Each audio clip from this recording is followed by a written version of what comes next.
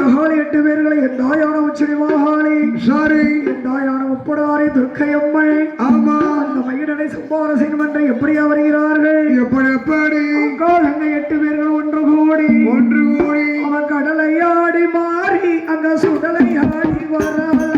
கடலை ஆடி மாறி அங்க சுடலை ஆடி வரலாம் கையட்டு ஆடி வர கடலை ஆடி மாறி அங்க சுடலை ஆடி